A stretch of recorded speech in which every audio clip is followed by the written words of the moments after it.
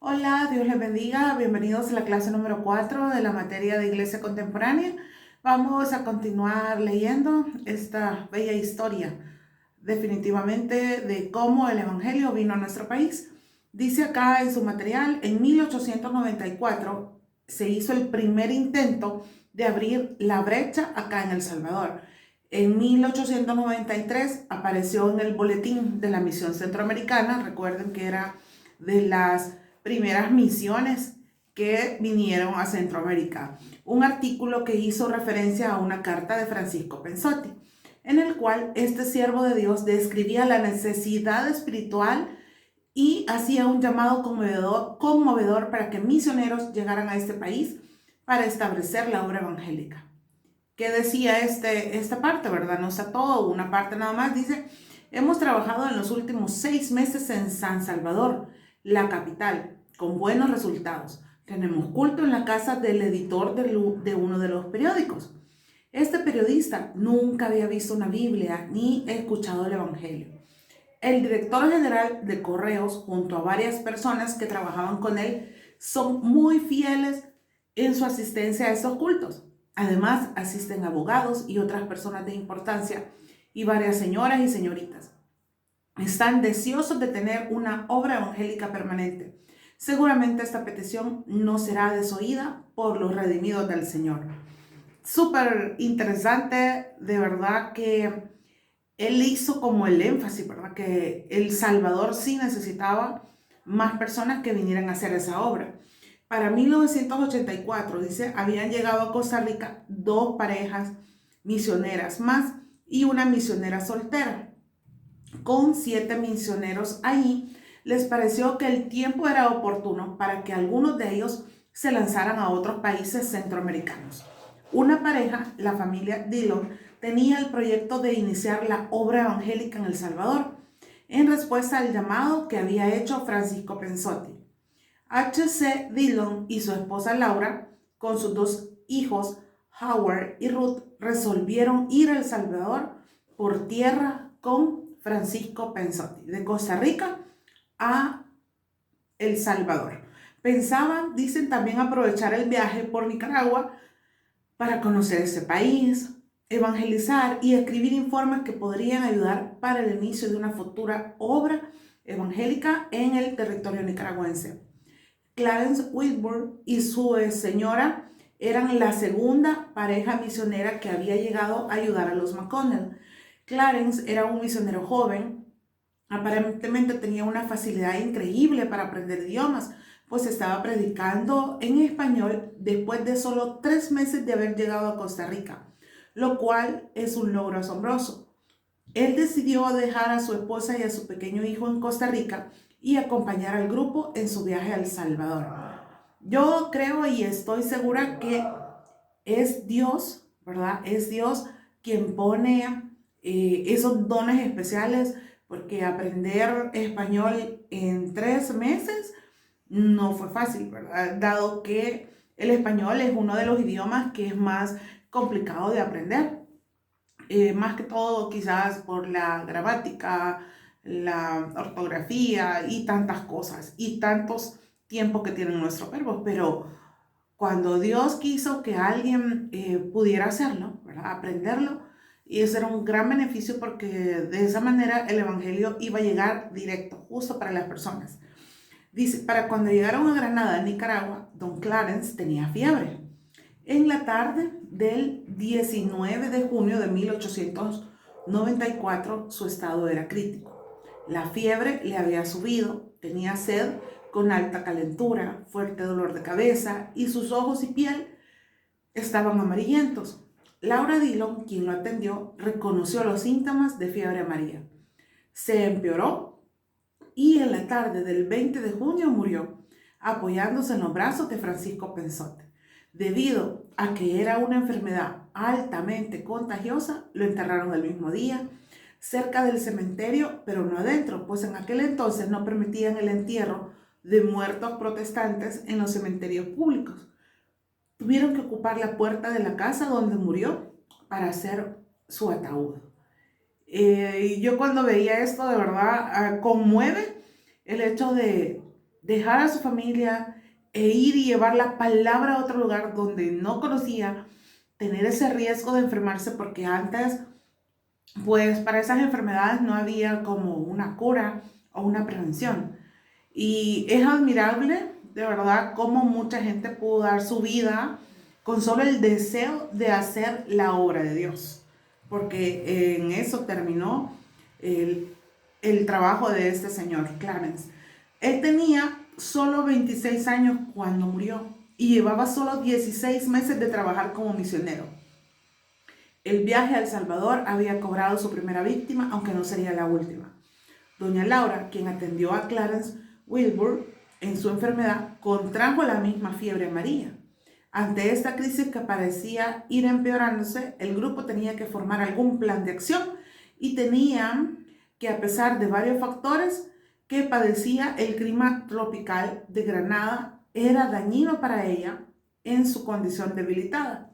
Sin embargo, dice, parecía que los rigores de seguir el viaje por tierra serían más de lo que ella pudiera soportar. Así que Francisco Pensote y H.C. Dillon tomaron la decisión de que H.C. y Laura con sus 2 hijos irían en tren hacia el puerto nicaragüense de Corinto, donde comprarían boletos para ir en barco a Acajutla, El Salvador.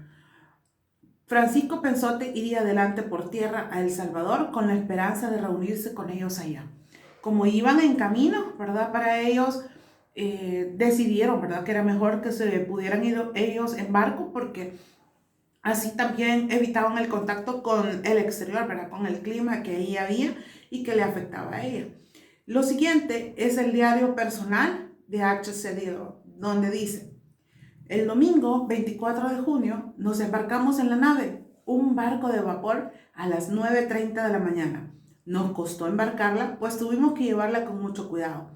Está más débil esta mañana que ayer y ya no puede comer. Ahí estaba hablando de su esposa y de verdad, como le digo, o sea, ese amor de poner a Dios primero, ¿verdad? Para que otros conozcan de Él, es de verdad un amor que debe de nacer en todos nosotros. Dice, el lunes 25 de junio acabo de contarle a Laura lo serio de su condición y que yo no creería que estuviera conmigo mucho tiempo más. Pasamos juntos un buen tiempo en oración ante el Señor sobre su condición y Dios me dio la gracia para soportarlo al ver su buen ánimo de todo eso. Esta noche, Laura pidió hablar con los niños, se despidió de ellos y no ha podido decir mucho desde entonces. Esto era al día siguiente. Y como le digo, o sea, llegar a este punto, ¿verdad? De amar más el llevar el mensaje sobre todas las cosas que pudieran estar pasando, de verdad que es algo digno de imitar. El martes 26 de junio decía, a las 3:45 de la madrugada, las manos cariñosas del Señor se la llevaron y ella está con Él. Ya no hay enfermedad ni sufrimiento para ella. Pero, ay, Padre mío, ¿qué haré yo? Ahora como nunca, enséñame a descansar en tu palabra y a recordar que tus brazos me sostienen. A las 2 p.m. la sepultamos en el mar. Cuando yo leía esta historia, de verdad que sí me conmueve muchísimo porque, como le digo, o sea, saber de que iban a hacer algo bueno, algo que iba a llevar a otras personas hacia Dios, que iban a llevar a conocer a Jesús y pasarle estas situaciones, pero las palabras que me encantan y creo que fueron escritas en ese diario donde dice, enséñame a descansar en tu palabra y a recordar que tus brazos me sostienen. Justamente esas frases de verdad que han estado resonando mucho en mí últimamente, porque nosotros cuando decimos que Dios nos sostiene, literalmente, aunque nosotros estemos a punto de derrumbarnos, es como si Dios nos sostuviera en sus manos y no nos dejara caer. A pesar de estar como estamos, la condición de las necesidades, las circunstancias que podemos estar pasando. Y qué bonito recordar esto, que nosotros podemos descansar en su palabra y seguir adelante, ¿verdad? A pesar de cualquier circunstancia que usted o yo podamos estar pasando. Dice, Laura Dillon había fallecido solamente 6 días después de la muerte de Clarence Wilbur. Con sus 2 pequeños y su madre, H.C. Dillon se vio obligado a suspender sus planes de desembarcar en Acajutla, regresando con sus hijos a los Estados Unidos, donde encontró una familia que le cuidara a los niños, aunque H.C. Dillon eventualmente regresó a Centroamérica, donde tuvo su ministerio en Guatemala y Honduras. Nunca llegó a El Salvador. Vea que él, a pesar de todo lo que había vivido, él sabía que a su esposa le hubiera encantado que él siguiera predicando la palabra, y él hizo eso. Entonces es algo que de verdad, como le digo, gente que sin conocer amaban lo que Dios iba a hacer en la vida de muchas personas. Así que en el primer intento de abrir la brecha en El Salvador, 3 misioneros que habían salido rumbo al Salvador no realizaron su propósito. La llegada del primer misionero tendría que esperar unos 2 años más. Se abre la brecha. El primer misionero llega a El Salvador en 1896. Dice, en 1895, el veterano misionero Samuel A. Purdy, su esposa Guli Eliana, es que está como raro el nombre, ¿verdad?, y su hijo José andaban en los Estados Unidos, visitando las iglesias que les apoyaban. Los Purdy habían trabajado 24 años en México con la agencia misionera de los Amigos, también llamados cuáqueros. Habían servido en Matamoros, en el estado de Tamaulipas, donde habían fundado una escuela y una imprenta que publicaba una revista evangélica mensual llamada El Ramo de Olivo. Además, Purdy laboraba intensamente en la enseñanza y en la evangelización. Dice que durante su tiempo en los Estados Unidos, en 1895, mientras los Purdy visitaban una sociedad de amigos en Germantown, Filadelfia, la señorita Mary Morton Haynes le manifestó a Samuel que en su casa tenía un ejemplar del Central America Bulletin, o es decir, el boletín de la misión centroamericana, del que ya antes habíamos estado hablando. Dice, en el que se hallaba un artículo sobre el esfuerzo para iniciar una obra en El Salvador en 1894, bajo la dirección de H.C. Dillon, esfuerzo frustrado por la muerte de Clarence Wilbur en Nicaragua y por la muerte de la señora Dillon en el barco cuando navegaban hacia El Salvador. Mientras continuaba su gira visitando iglesias, Purdy no pudo olvidar la gran necesidad de que alguien fuera a El Salvador para establecer una obra evangélica ahí.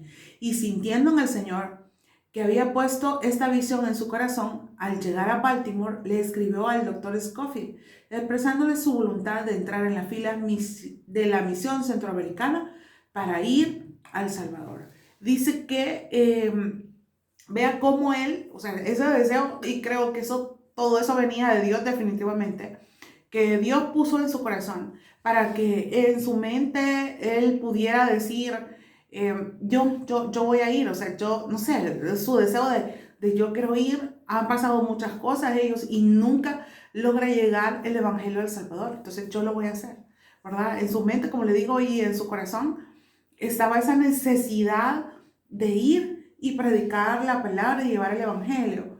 Dice, su oferta fue aceptada a principios de enero de 1896 y en marzo empezó su viaje pasando por México. Después de abordar el vapor en Tehuantepec, México, finalmente llegó a Acajutla el 12 de julio en el vapor City of Panamá. Llegó a San Salvador el 14 de julio de 1896. Al mediodía, su esposa e hijo hicieron el viaje una semana después. Y al fin había llegado un misionero a El Salvador, que era Samuel Purdy. Su familia, como dice ahí, iba después. Llegó después. Dice, cuando se vino en julio las fiestas agostinas capitalinas de 1896, le dieron algunas de sus primeras impresiones de lo que era El Salvador. Luego escribió, yo suponía que esta ciudad estaría fuertemente bajo la influencia del clero católico romano. Sin embargo, la influencia, oiga esto, lo que él vio, católica, es aún más fuerte de lo que yo pensaba. Varias veces he visto a la gente arrodillarse al pasar el sacerdote con la hostia. y las multitudes que se encontraban frente a una casa donde se administraba la extrema unción también se arrodillaban con velas encendidas y aún los tranvías tuvieron que esperar hasta que se levantaran.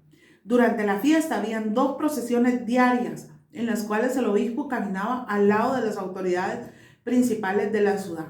En el último, una imagen de Cristo fue llevada desde la iglesia del Calvario hasta la iglesia Santo Domingo en la plaza principal, acompañada de 11 sacerdotes y del obispo en su vestimenta sacerdotal sumamente fina. La comitiva iba acompañada por 5 bandas de guerra de las Fuerzas Armadas de la República. Hubo disparos de cañón y otras manifestaciones de celebración. Se puede imaginar lo estruendoso que pudo haber sido todo eso. Y todo lo hacían por las fiestas, ¿verdad? Por las fiestas que se celebraban en ese tiempo. Que ustedes saben que cuando en San Salvador, ¿verdad?, se celebran las fiestas patronales en San Salvador, es bastante algarabía la que hay procesiones, ¿verdad?, y cosas así. Y como dice ahí, era mayor, ¿verdad?, el pensamiento de él, era menor, perdón, el pensamiento de él a lo que él creía que podía pasar acá, ¿verdad? Que como la Iglesia Católica había envuelto prácticamente a El Salvador. Dice, durante la fiesta, que duró 9 días, ingirieron, dice, unos 10,000 cuartos de galón de whisky. Y eso era solamente en la capital. En el último día es probable que hubiera 30,000 personas que llegaron de afuera de la ciudad, aparte de los 30,000 que ahí residían. La fiesta ha sido una oportunidad para la repartición de muchísimos tratados. Encuentro mucha apertura entre la gente. Las leyes son favorables para todo método de evangelización. Sin embargo, hay un lazo muy fuerte de relación entre la iglesia y el Estado, y la influencia de los sacerdotes es más dominante, oiga bien, que en España o Italia. Hasta el momento no he hablado con una sola persona que alguna vez haya leído la Biblia. Eso estamos hablando de 1896. Y para muchas personas la Iglesia Católica sigue siendo algo sumamente importante, básico, que viene de generación en generación y que dicen, yo no cambio mi religión por nada. Y está bien, ¿verdad? No tocar ese aspecto de religión, porque definitivamente en algunos casos las tradiciones han hecho que el abuelo, bueno, desde los tatarabuelos, ¿verdad? Tatarabuelo, la bisabuela y el abuelo, o sea, vamos a seguir eso y eso es lo que hay y eso es lo que nosotros vamos a seguir. Y así fue educada muchas personas dentro de nuestro país. Dice acá, aunque el día después de su llegada logró rentar una habitación en la primera calle Poniente, cerca del Hospital Rosales, le costó mucho más alquilar una casa para el trabajo de evangelización. Como no había encontrado nada para el 14 de septiembre, hizo 3 pequeñas bancas y anunció en el periódico que se llamaba Siglo XX que iban a celebrarse cultos en su casa de habitación. Sin embargo, dice que solo llegó un nicaragüense ebrio, y eso 1 hora después de lo anunciado para comenzar la reunión. O sea que eso fue como por casualidad, llegó por ahí. O sea, yo creo que él ni había pensado en ir y a lo mejor ni había visto el anuncio, ¿verdad?, que él podía ir ahí a ese culto. Simplemente llegó alguien que nada que ver, ¿verdad? Ni salvadoreño era. Dice acá, entonces,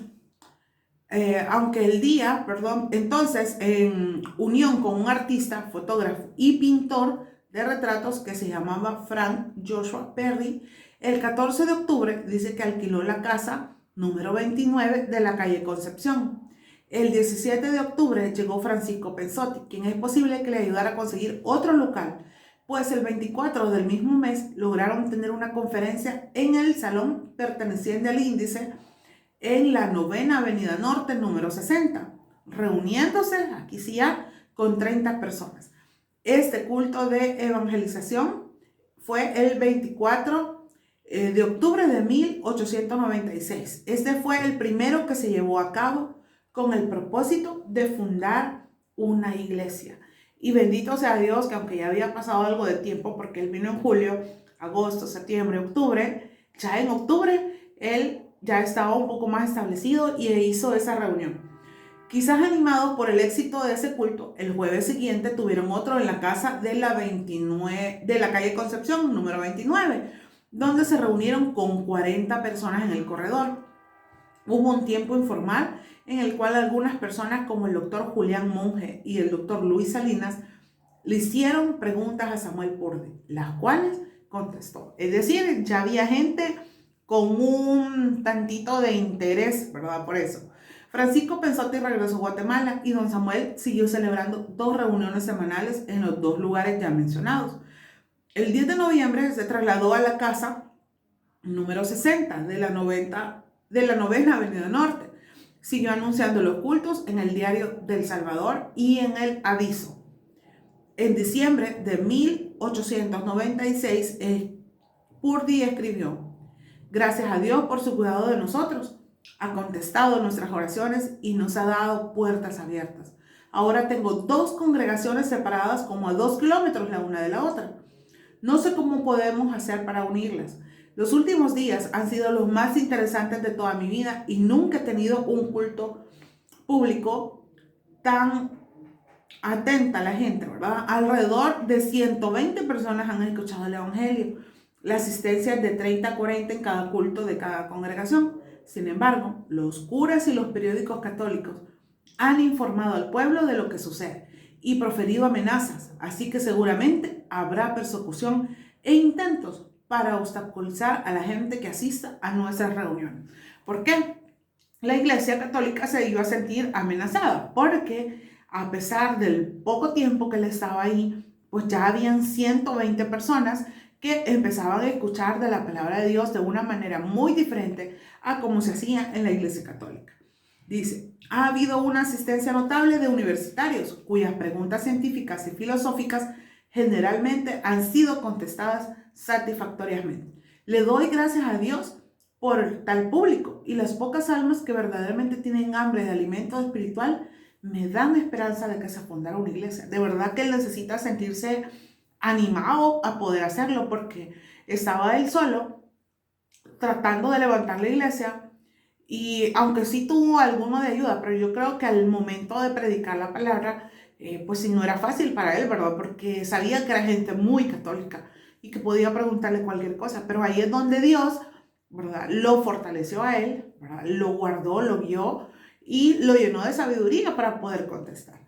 Dice, el 7 de diciembre de 1896, Francisco Pensote volvió a El Salvador y junto con Samuel Purdy llevó a cabo una serie de conferencias evangelísticas en Santa Ana. Esto ya se estaba poniendo cada vez mejor. Dice, con todo, la obra no era nada fácil. Aunque muchos de los hombres prestaban atención y mostraban mucho aprecio y hasta entusiasmo por lo que oían, después de asistir 2 o 3 veces, no los veíamos más en las conferencias. Mientras Samuel Purdy luchaba con levantar una obra permanente en El Salvador, otro misionero que tendría un ministerio de gran impacto también puso su mirada en El Salvador. Bendito sea Dios porque llegó ese tiempo, llegó ese momento y la historia pues nos cuenta mejores cosas. Quiero nada más, creo, no sé si lo mencioné al principio, pero este libro es los 100 años de presencia evangélica en El Salvador y que su edición fue la de 1996. Entonces ya han pasado, ahorita estamos ya en el 2026, ya han pasado alguito de años, ¿verdad?, desde que ese libro estuvo. Y pues ojalá y primero Dios, ¿verdad?, se puedan hacer más libros que puedan ir recopilando la historia de cómo el evangelio va creciendo en nuestro país. Gracias por llegar hasta acá. Que Dios les bendiga. Nos vemos en la próxima clase.